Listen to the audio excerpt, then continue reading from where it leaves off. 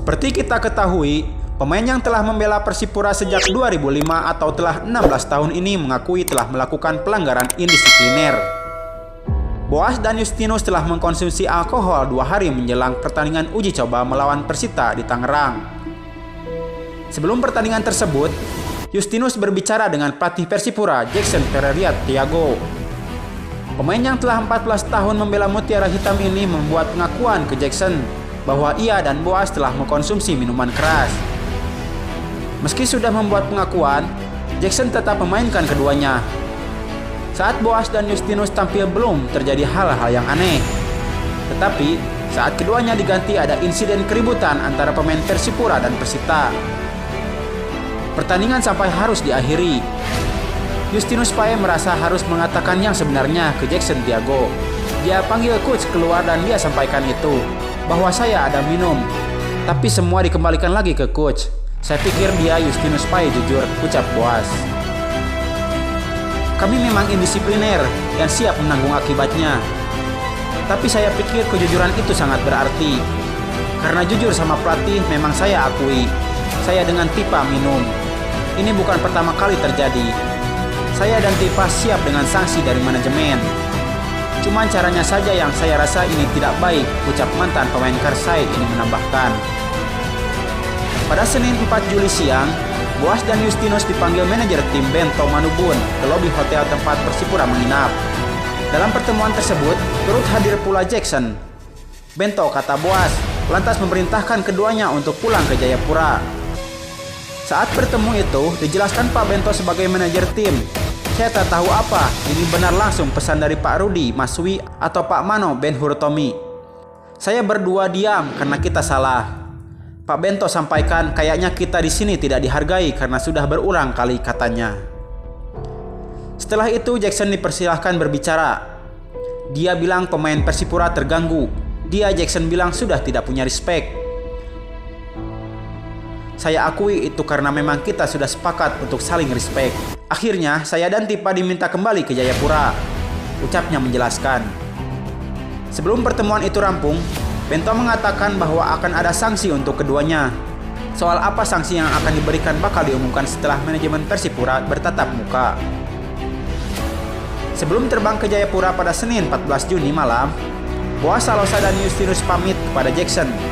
Kebetulan kamar Boas tepat berada di depan kamar Jackson. Tindakan pamitan ini dilakukan Boas dan Justinus karena menganggap Jackson sebagai orang tua. Setelah sepekan di Jayapura, tak ada kabar dari manajemen Persipura soal nasib keduanya.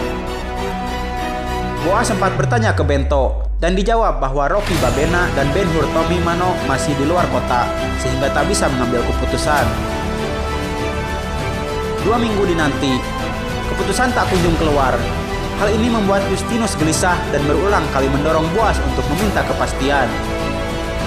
Justinus tak melakukan komunikasi sendiri sebab Boas masih menjabat kapten Persipura. Setelah 3 pekan menanti, akhirnya manajemen Persipura mengambil keputusan pahit. Boas dan Justinus dicoret dari tim.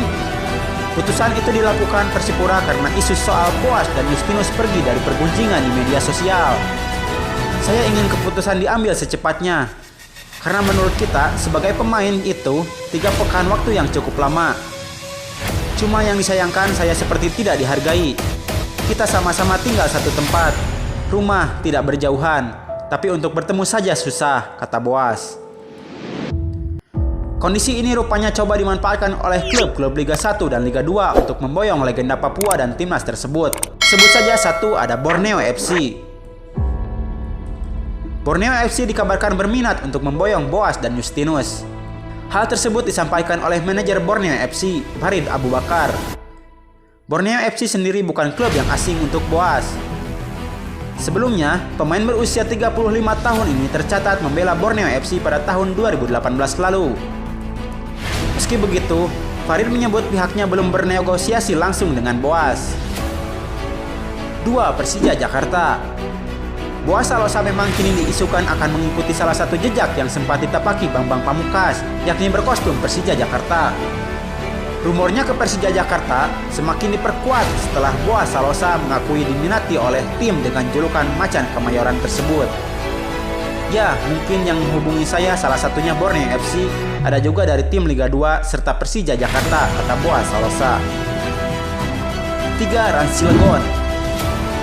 Namun Presiden Rans Cilegon FC, Rufi Ardian, menyebut kabar tersebut baru sebatas rumor.